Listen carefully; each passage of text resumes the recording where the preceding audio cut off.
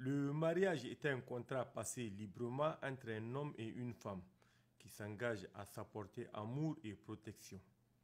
Il est fondé selon le Coran sur l'amour et la compassion que Dieu a infusé dans le cœur de l'homme et de la femme afin qu'ils forment un couple. Voilà la définition religieuse du mariage. Derrière le faste de célébration budgétivore se cache une autre réalité, le divorce, c'est-à-dire la séparation du couple. Quelles sont les principales causes du divorce? La première cause, nous pouvons citer que les gens doivent connaître l'islam, connaître c'est quoi le mariage avant de se marier. Et quand on ne connaît pas, et c'est ce qui fait que après le mariage, le divorce est demandé. Et les mensonges réciproques.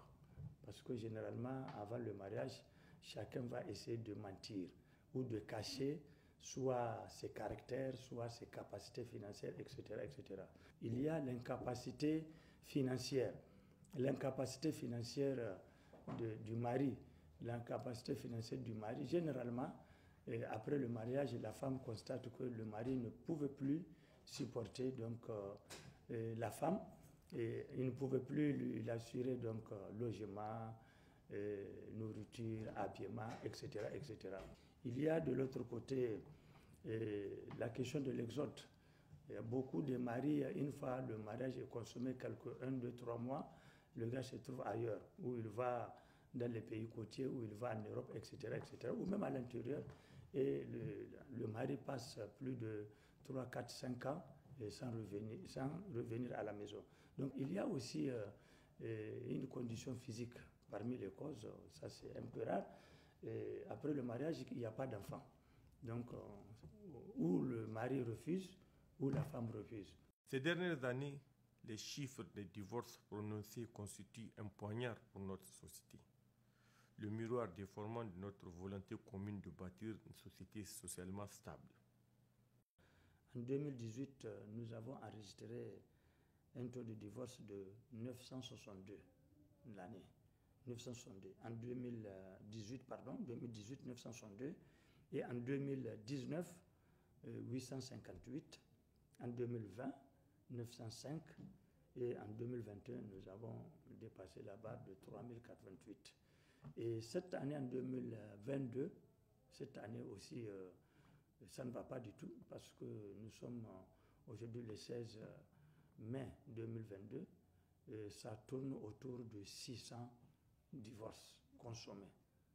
Société à majorité musulmane, tenue de respecter les préceptes de la religion. Des hommes décident de contracter d'autres mariages, la polygamie. Cette pratique acceptée et admise dans notre mode de vie exige une connaissance des règles religieuses. La question de polygamie est réglée par le Coran et par le hadith. Notre grand problème au Niger et ailleurs, c'est qu'on est musulman, on ne cherche pas à comprendre. Regardez, quand Dieu dit « Je n'ai créé l'homme en grand âge et les djinns juste pour qu'ils puissent m'adorer. » Alors, comment vous allez adorer Dieu, vous ne connaissez pas Dieu? Comment vous allez adorer Dieu, vous ne pouvez pas lire Surat al-Fatiha? Comment vous allez adorer Dieu, vous ne connaissez pas quelques versets coraniques? Donc, notre grand problème, c'est comme ça. Nous sommes musulmans, on ne cherche pas à comprendre la réalité de l'islam. Nous avons l'obligation de comprendre la réalité de l'islam. Pour redonner à notre société son lustre d'avant, dans notre volonté commune de bâtir une société stable, il est du devoir de tout un chacun de s'assumer dans ses prises de décision.